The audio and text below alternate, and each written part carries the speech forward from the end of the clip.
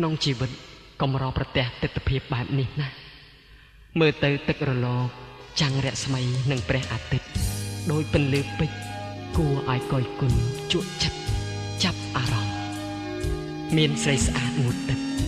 ស្លៀកខ្លីស្អាតបញ្ចេញរូបរាងយ៉ាងស្រស់សង្ហាគួរឲ្យស្នេហាអោស្រុកស្តុកតនស្ថិតក្នុងចិត្តខ្ញុំគឺឋានសួគ៌សុខពិរមតែផ្សានសុខុមដែលខ្ញុំស្នេហាចិត្តភាពទាំងឡាយផ្សព្វផ្សាយគុណជាគឺជាគ្រឿងអលង្ការមករចនាសម្រងស្តុកតន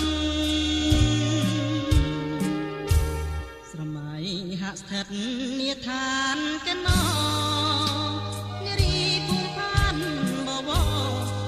តែលំអដូចកងោកពេលគង់ទុំលើក្បាលទូកដ៏សំត្រឹងត្រង់សក់វែងរលើបរលងជាផោផងដូចកាណរៃគប់ចិត្តគយគុណអរុណរះរះទូកនេះដេដាស់កំរ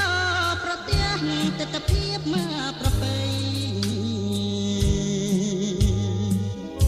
គប់ចិត្ត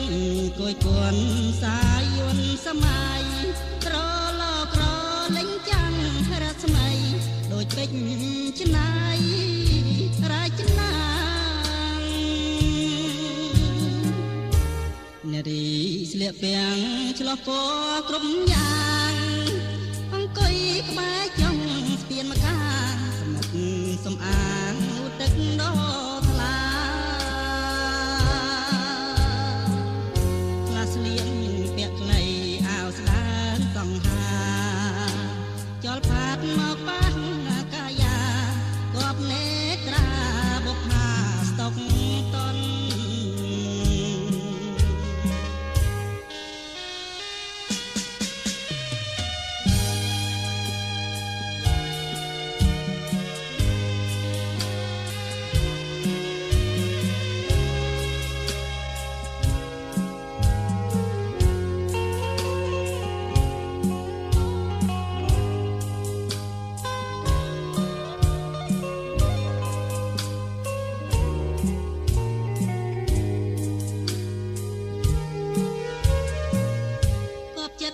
គយគុណ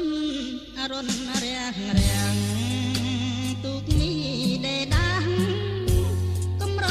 ប្រទះទិដ្ឋភាពមកប្រពៃគប់ចិត្តគយគុណសាយួនសម័យក្រឡក្រលេងចាំងរស្មីដូចពេជ្រច្នៃរាជនានារីស្លៀកពាំងឆ្លោះពណ៌គ្រប់យ៉ាងអង្គុយក្បែរចុងស្ពានម្ខាងសម្អិតសំអាងងូតទឹកដ៏ថ្លាខ្លះស្លៀកពាក់ខ្លីអាវស្ដើងសង្ហាចលផាត់មកប៉ះកាយាគប់នេ